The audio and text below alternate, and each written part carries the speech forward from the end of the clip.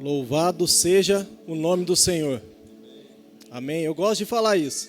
Louvado seja o nome do Senhor, porque Ele realmente é digno de ser louvado.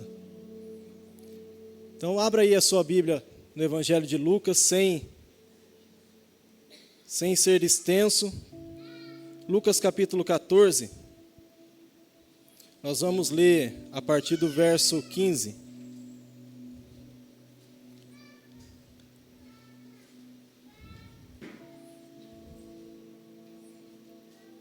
Irmãos, essa parábola ela começa com uma afirmação.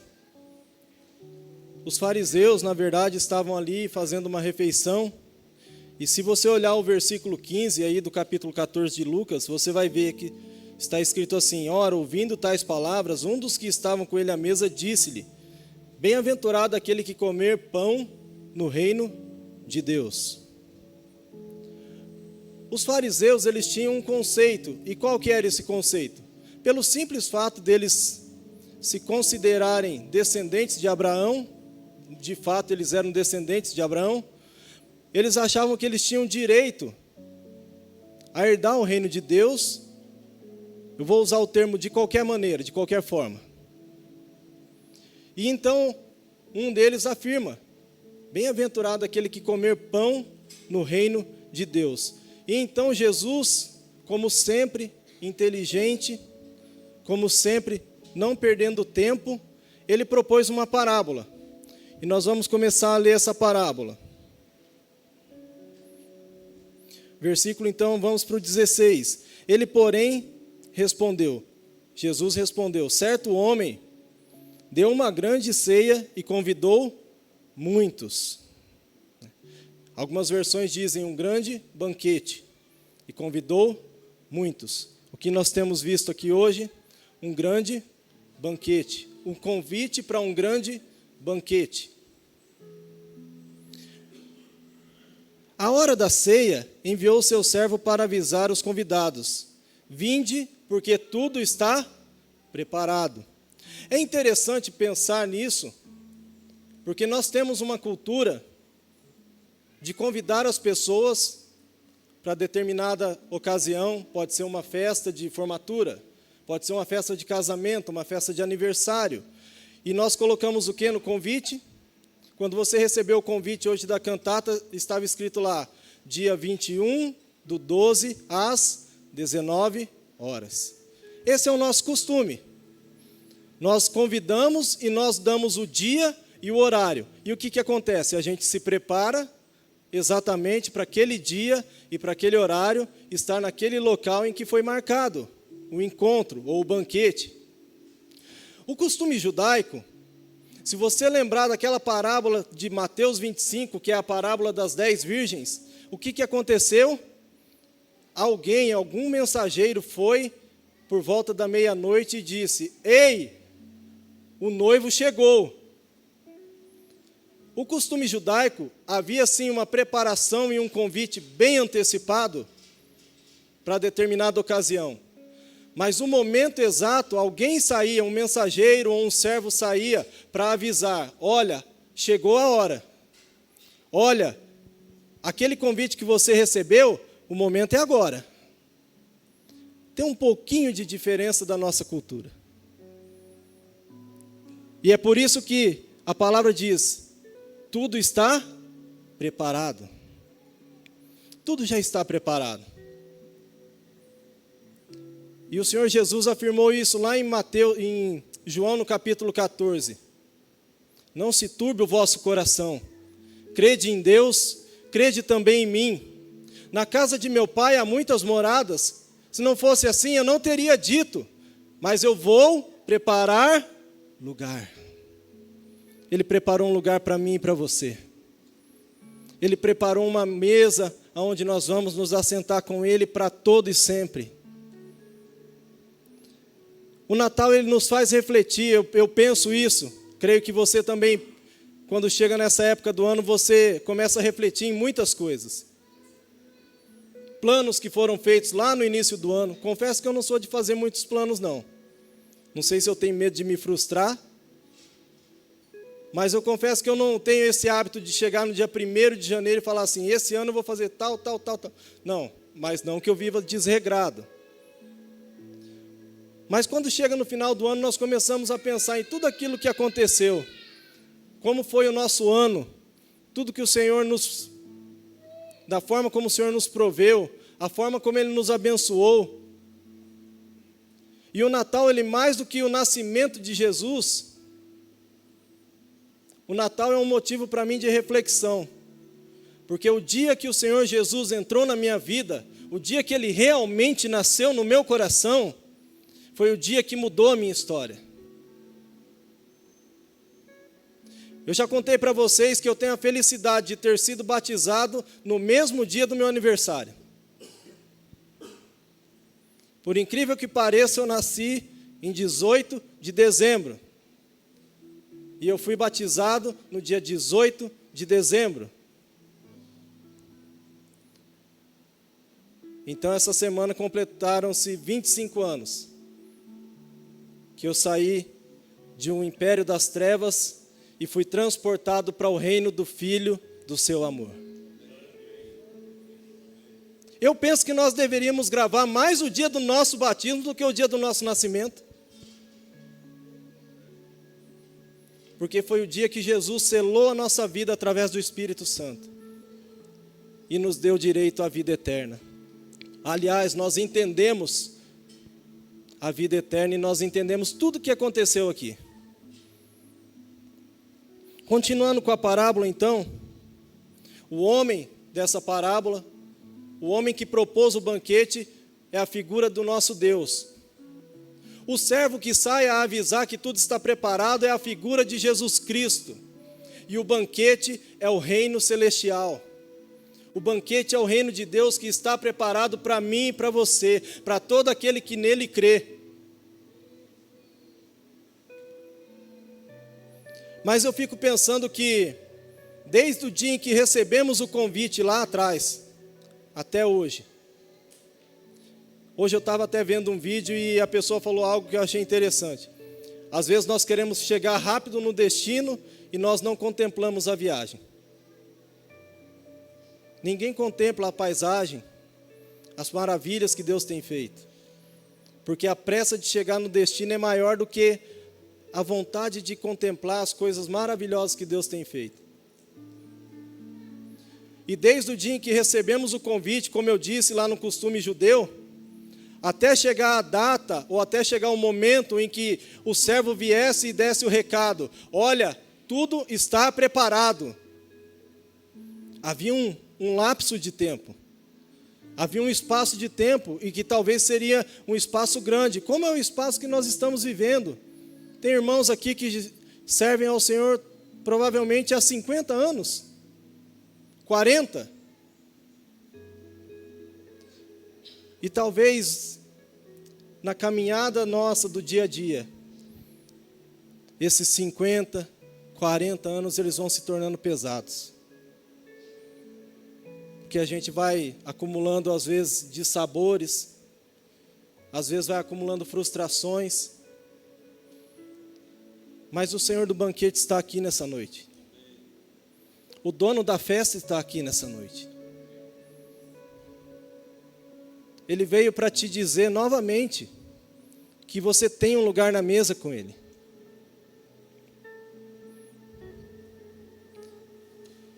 E aí nós vemos a partir do versículo 18 que as pessoas começam a dar desculpas. Isso não acontece conosco?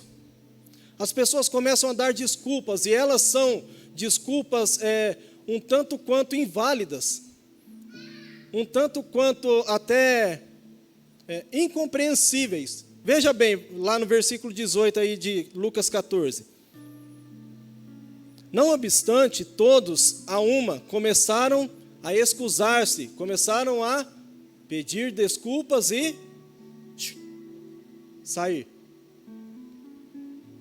Disse o primeiro: comprei um campo e preciso ir vê-lo. Rogo-te que me tenhas por escusado. Irmãos, quem é que compra um terreno sem olhar?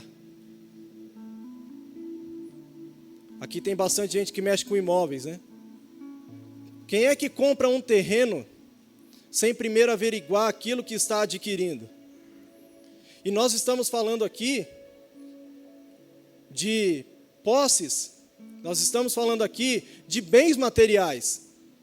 Ninguém seria tão, vou usar a palavra louco, ou tão inconsequente, de comprar uma propriedade, não analisar primeiro e falar assim, poxa, isso aqui é o que eu quero mesmo. Eu vou adquirir essa propriedade. E isso é tão válido que você lembra aquela parábola que um homem, diz que um homem achou um tesouro em um campo, e o que ele fez? Ele falou, eu vou comprar esse campo. Se tem tesouro, se eu achei esse tesouro aqui, deve ter mais coisas. Então as desculpas, elas vão sendo, de certa forma, inválidas, mas elas vão sendo colocadas uma a uma. Versículo 19. Outro disse, comprei 5 juntas de bois e vou experimentá-las. Rogo-te que me tenhas por escusado. 5 juntas de bois, uma junta era um par de bois.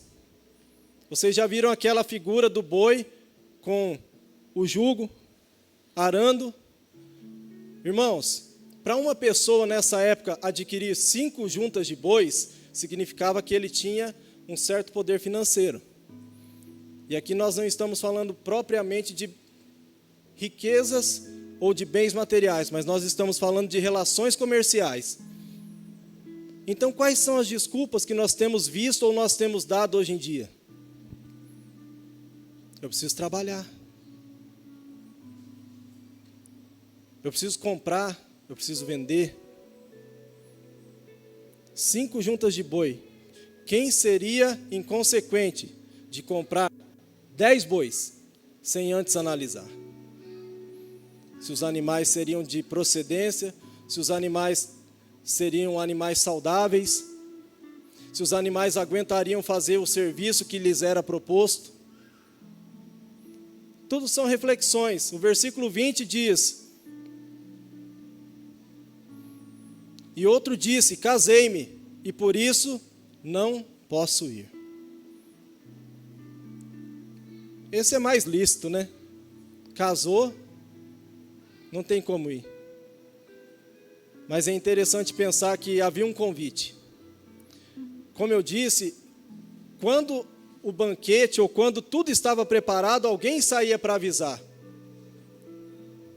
Mas quando você recebia o convite, você tinha um prévio aviso de que a qualquer momento poderia acontecer aquele banquete ou aquela festa. Então são inúmeras as desculpas. E eu não vim aqui para falar de desculpas. Eu vim aqui para falar no seu coração que o Senhor está esperando a minha e a sua vida na mesa com Ele. Porque, como foi dito no começo, a mesa é um lugar de comunhão e um lugar de intimidade. Na mesma mesa que um dia alguém falou para mim assim, Anderson, você passou na entrevista, você está contratado, assina aqui o contrato de trabalho. Foi a mesma mesa que, passado alguns anos, ele falou assim, os seus serviços não servem mais, pode assinar a sua demissão. A mesa é um lugar de tratamento. Como foi dito aqui, às vezes na mesa a gente faz barulho, conversa alto, ri, mas às vezes na mesa a gente chora. Eu estava vendo uma pesquisa, 74% das pessoas no mundo hoje, segundo estimativa, não fazem mais refeições à mesa.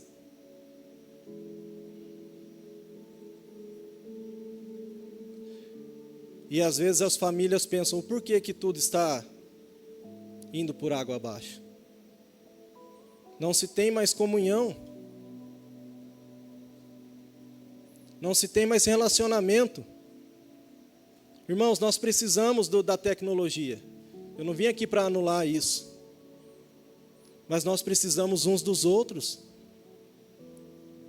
O apóstolo João, na sua terceira carta, ele chega para um dos seus discípulos e ele fala assim, e provavelmente ele já esteja no final da sua vida, mas ele fala assim, olha, eu tenho algumas coisas para te falar, Mas o que eu preciso falar para você é pessoalmente. É olhando no seu olho. É conversando cara a cara.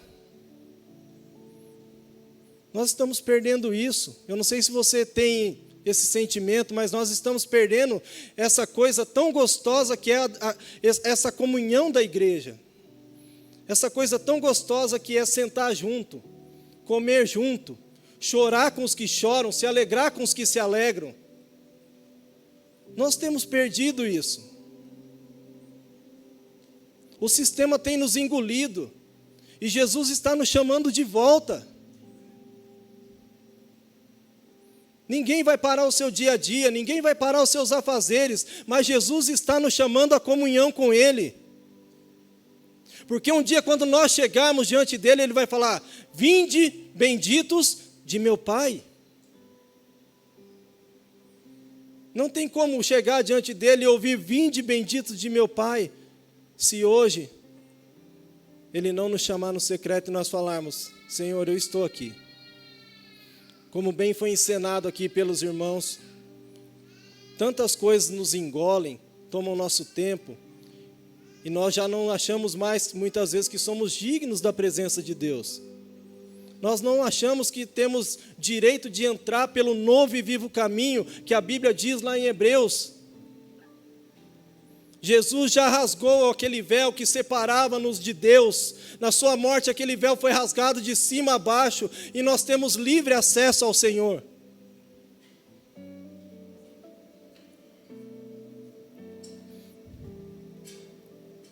Versículo 21.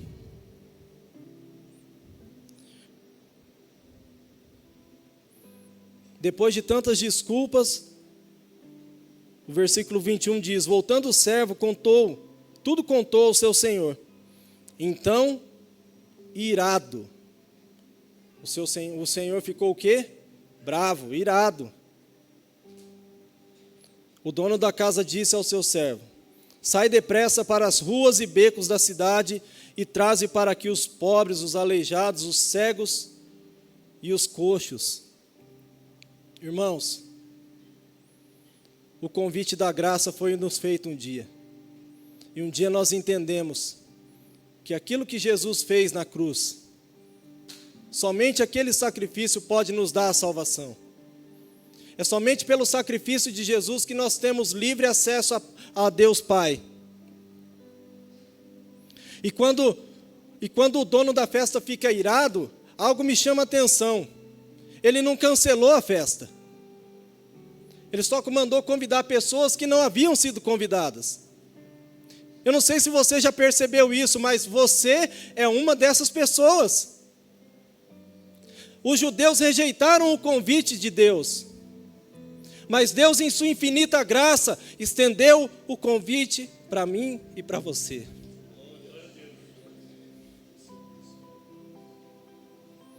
O convite foi estendido, o convite chegou aos confins da terra, e nós, como gentios, recebemos esse convite.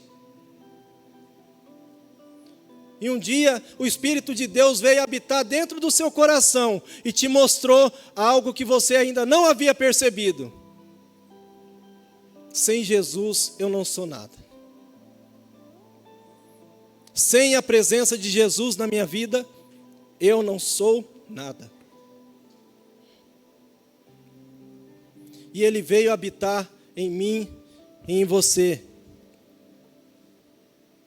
Essa é a graça salvadora do Senhor, que estendeu o convite a nós, que andávamos desgarrados, seguindo os desejos do nosso coração. Isaías, no capítulo 53, diz isso. Nós andávamos desgarrados, andávamos pelas nossas próprias vontades, andávamos fazendo aquilo que nos dava na telha.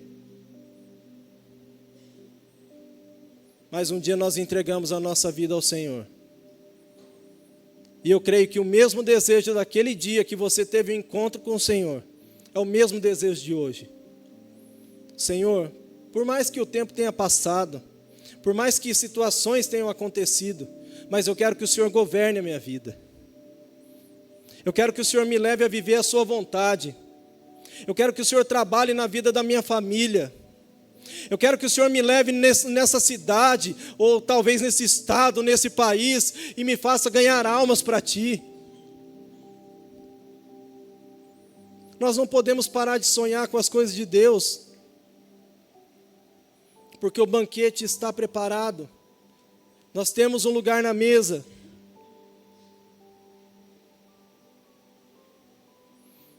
Nós fomos convidados a ter comunhão, intimidade. Nós fomos convidados a ter uma vida transformada. Jesus entra no meu e no seu coração. E Ele não faz uma obra mal acabada. Ele faz uma obra completa. Ele faz uma obra perfeita.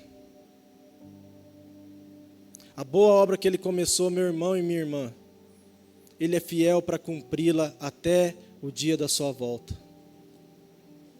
Mas Anderson, está demorando demais. Eu ouço que Jesus vai voltar, mas o tempo está passando e eu ando desanimado. Não desanime. Porque assim como aquelas virgens que tinham pouco azeite, quando o noivo chegou e pegou elas despreparadas, a gente não pode desanimar por causa das coisas dessa vida. Jesus nunca falou que a vida seria um mar de rosas. Jesus nunca falou que os problemas acabariam à medida em que entregássemos a nossa vida e o controle da nossa vida para Ele. Mas uma coisa Ele prometeu: eu estarei com vocês todos os dias. Todos os dias. Até a consumação dos séculos. Eu estarei com vocês.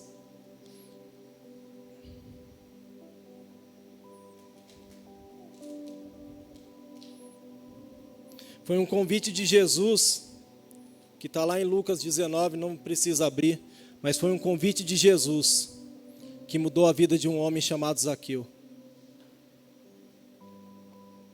Foi um convite para jantar. Jesus se autoconvidou, na verdade. Jesus olhou para Zaqueu em cima de uma árvore e disse: desce, hoje eu vou jantar na sua casa. Eu quero que ele vá jantar lá em casa hoje.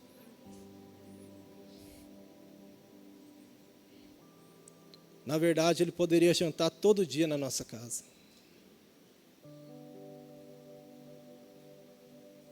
E quando Zaqueu ouve aquilo que Jesus ensina para ele, ele abre o seu coração de uma forma tão arrependida e quebrantada, que ele começa a distribuir tudo que ele roubou.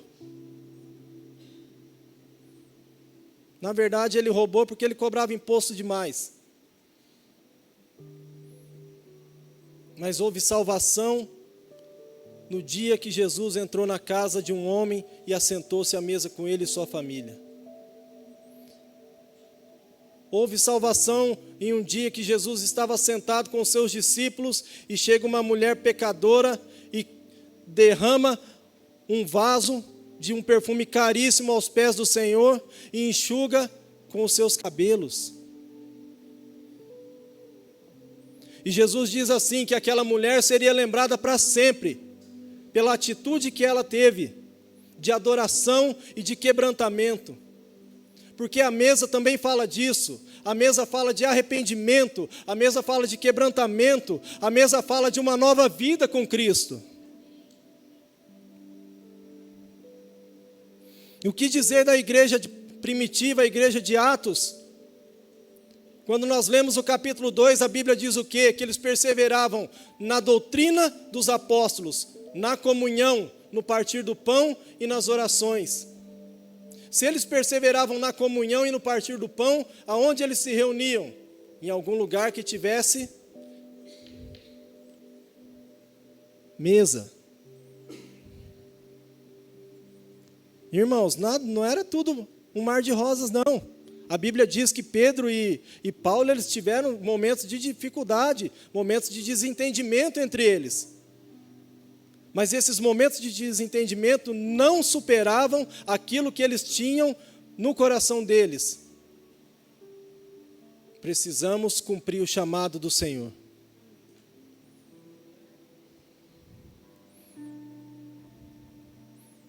foi numa conversa à mesa, quando Jesus havia acabado de ressuscitar, caminhando com 2 discípulos, no caminho de Emaús. E os discípulos, a palavra diz que os discípulos não reconheciam Jesus. E eles começaram a conversar, você lembra da história, e eles falam para Jesus, mas só o Senhor que não sabe o que aconteceu aqui nos últimos dias? E quando eles chegam na casa, Jesus vai se despedir, e aqueles 2 discípulos dizem algo que talvez ajudou, vou usar a palavra moderna, deu um gatilho. Eles falaram, fica aqui, fica essa noite aqui, já está tarde. E Jesus ficou, e eles assentados, quando Jesus pega o pão, que foi feito aqui, e reparte o pão, a Bíblia diz que os olhos daqueles discípulos se abriram, e eles entenderam que nem a morte segura Jesus. Não há nada que segure o nosso Senhor, nem a morte pôde contê-lo. E Ele morreu para me dar vida, para dar vida a você. Ele morreu para que nós pudéssemos ter acesso ao Pai novamente.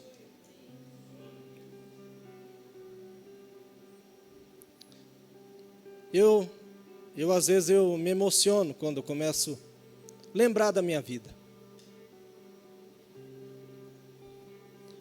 De tudo que já passamos, tantas coisas, e saber que a mão do Senhor está sempre nos guardando.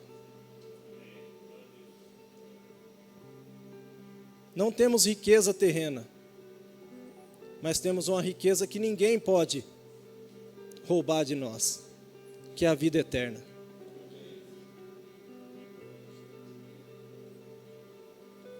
Não há nada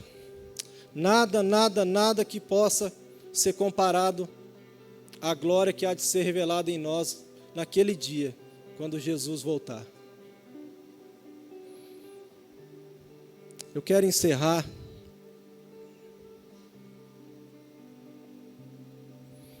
o versículo 23. Na verdade, o versículo 22 eu não li. Depois lhe disse o servo, Senhor, feito está como mandaste, e ainda há lugar. O que o servo fez? Foi lá, chamou um monte de gente que ninguém daria valor. Essa é bem a verdade. O servo chamou pessoas que talvez ninguém convidaria para um banquete. Se você me conhecesse com 18, 19, 20 anos, talvez você não me convidaria para um banquete.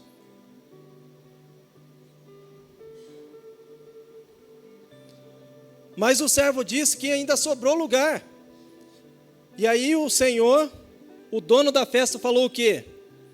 23, sai pelos caminhos e atalhos. Olha o verbo que ele usou. E obriga. Obriga a todos a entrar para que fique cheia a minha casa. Irmãos, obrigar aqui não é forçar, usar de força física, mas obrigar é aquilo que nós temos como chamado, cada um de nós. Obrigar aqui é olhar aquela pessoa que está desanimada e segurar na mão dela e falar, conte comigo. Obrigar é perseverar, ainda que o outro não queira. Obrigar é olhar aquele irmão que está cabisbaixo, que está passando por momentos difíceis e falar para ele, vamos caminhar mais uma milha?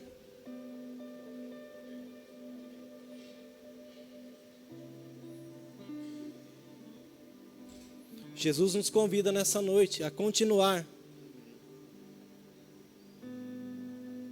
obrigando os nossos irmãos a caminhar mais uma milha, a continuar no caminho da salvação.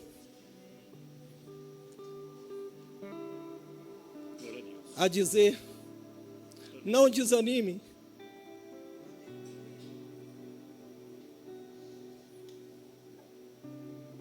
Não desanime. Embora os dias sejam difíceis, não desanime. Jesus venceu por mim e por você. E esse é o maior convite.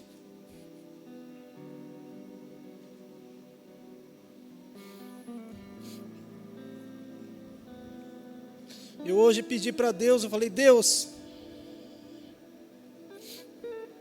eu não quero chegar no último dia e ser pego despreparado. E ser pego desprevenido. Eu não quero que as coisas desse mundo roubem aquilo que é a primazia, que é a vontade de te entregar o meu coração, de te entregar a minha vida, de te entregar o meu melhor.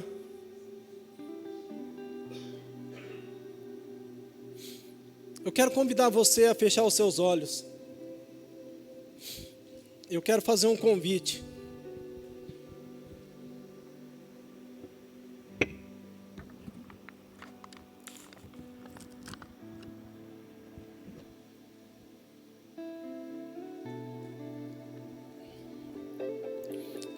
Talvez esse 2025 tenha sido um ano, vou usar o termo muito comum e muito claro, talvez tenha sido um ano difícil para você.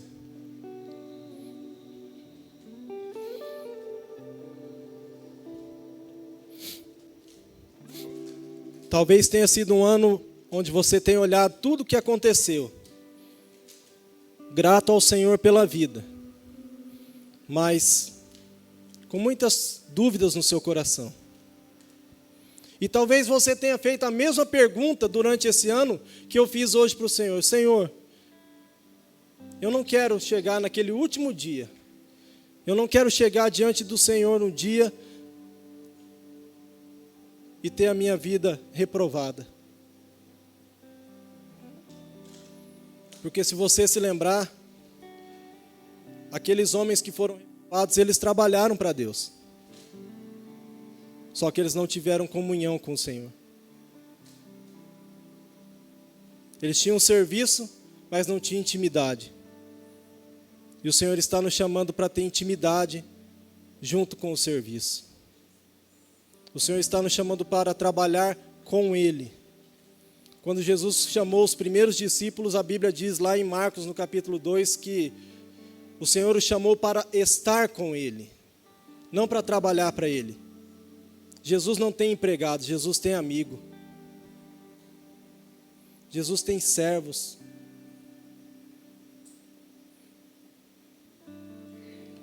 Curve sua fronte e eu quero fazer um convite. Aí no seu lugar mesmo. Se você quer nessa noite renovar a sua aliança com o Senhor.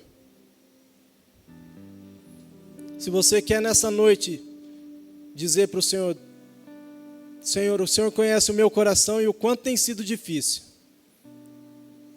Mas eu quero renovar contigo a minha aliança nessa noite.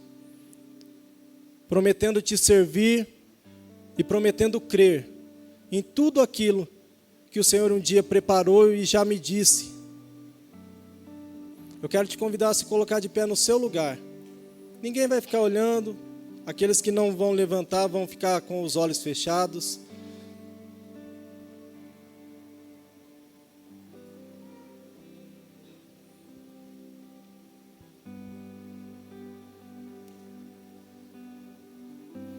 Aleluia.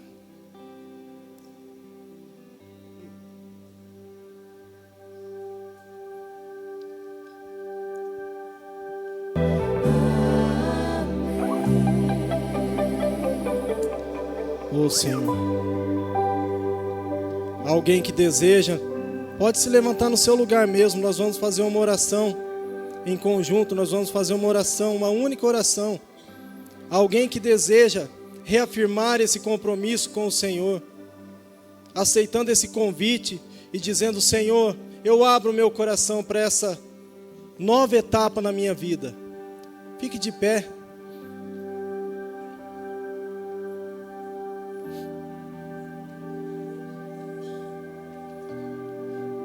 Obrigado, Senhor. Nós te louvamos, Senhor. Nós te louvamos, Senhor. Que a tua palavra venha, Senhor, e faça morada no nosso coração. Como uma boa semente, ela venha cair em uma terra fértil e venha dar frutos, Senhor. Ela venha brotar, germinar e venha dar frutos que glorifiquem ao teu nome, Senhor. Em nome de Jesus, que esta noite, Senhor, venha ficar marcado na vida daqueles que têm, oh Deus, reafirmado este compromisso contigo, Senhor. Entendendo que o Senhor é o único caminho, a verdade e a vida. Entendendo que a mesa está preparada e que há um banquete celestial do Senhor preparado para aqueles que creem e que abrem o seu coração, Deus. Em nome de Jesus, nós te agradecemos, Senhor. Amém.